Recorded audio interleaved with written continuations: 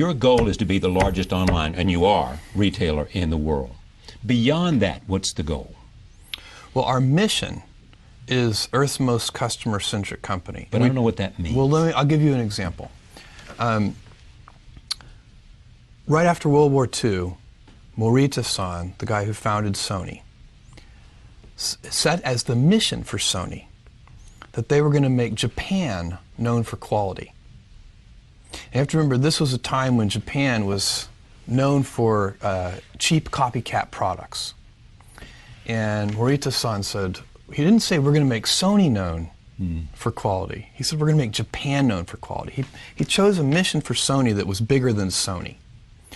And when we talk about Earth's most customer-centric company, we have a similar idea in mind. We want other companies to look at Amazon and see us as a standard bearer for obsessive focus on the customer, as opposed to obsessive focus on the competitor.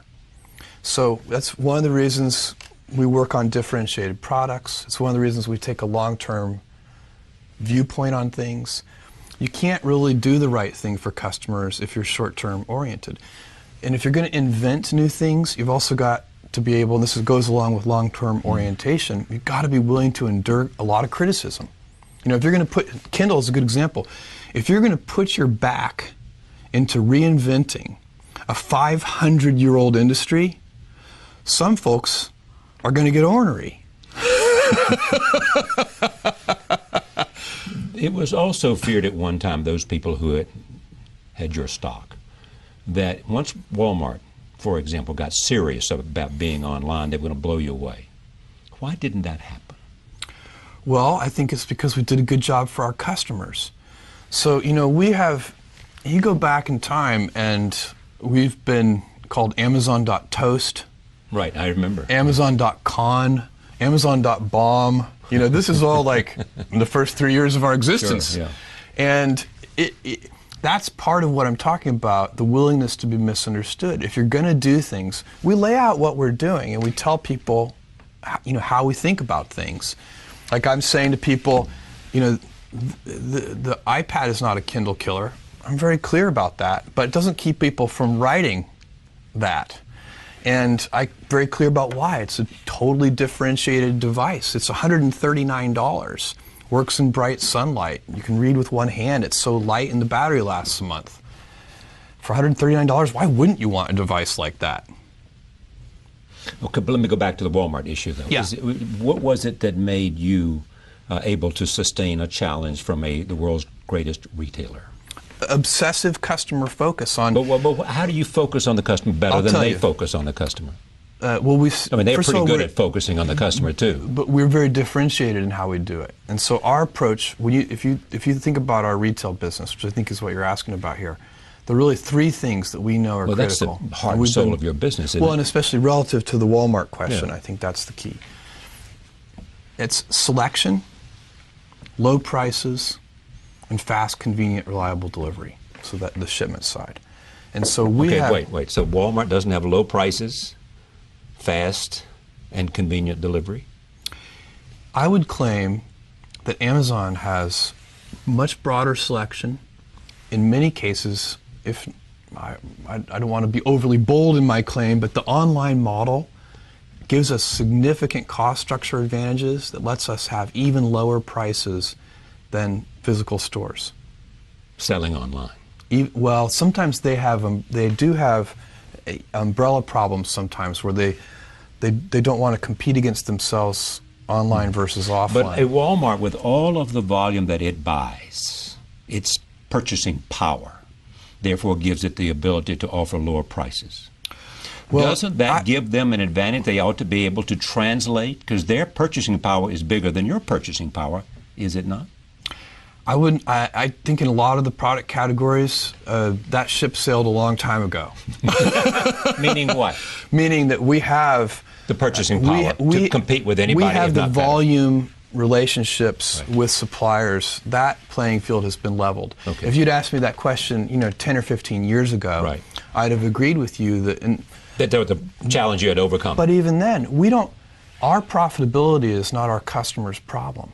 We don't take the point of view that we're going to price products, at a particular margin for ourselves. We say we're going to price products competitively, and if that means on that product that we lose money, that's okay, because we need to take care of the customer and earn trust, and we'll figure out over time. And if we find we can't ever make money with that product, we'll stop selling it.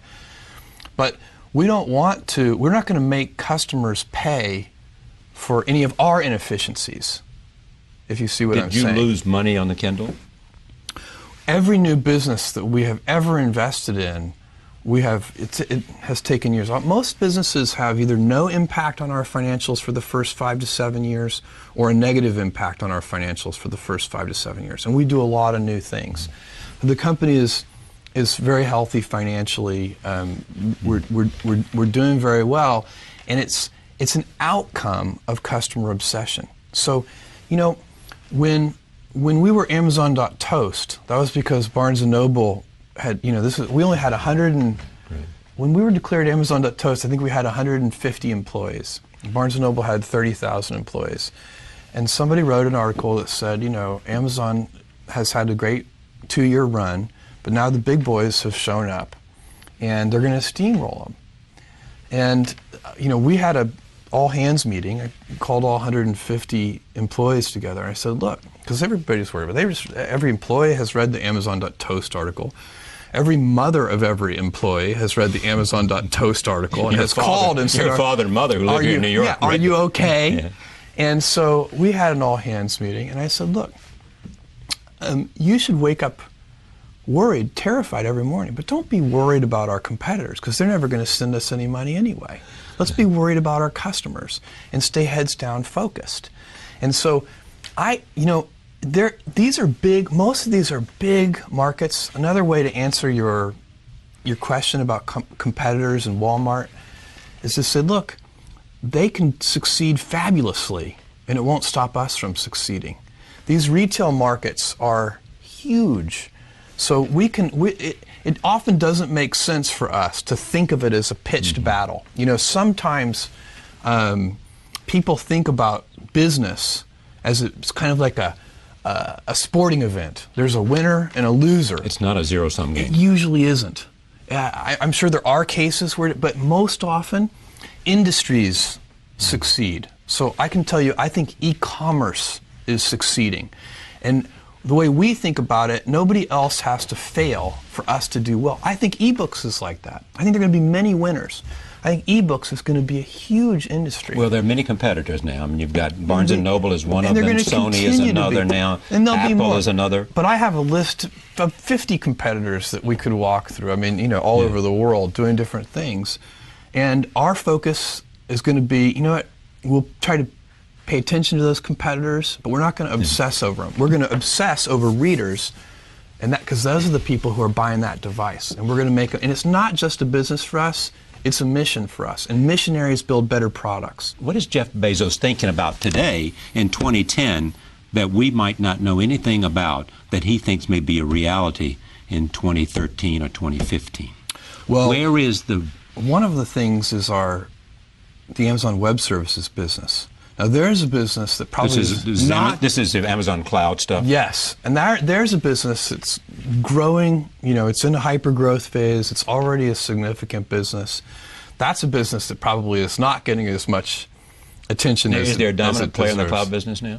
Well, Amazon, in the infrastructure part of it, which is the part that we play in, Amazon is by far the leader. Right. It started mostly with startup companies, but now it's big enterprises adopting. The best analogy I can give you for this is it's like the electric grid.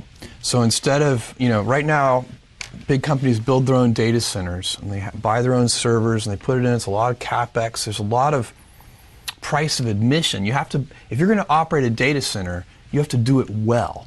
But it doesn't differentiate you from your competitors. It's just a price of admission. And so what we do at Amazon Web Services is we sell compute by the hour. We sell compute by the drink. And it's just like buying electricity off the grid instead of having your own power manufacturing, your own power generating plant.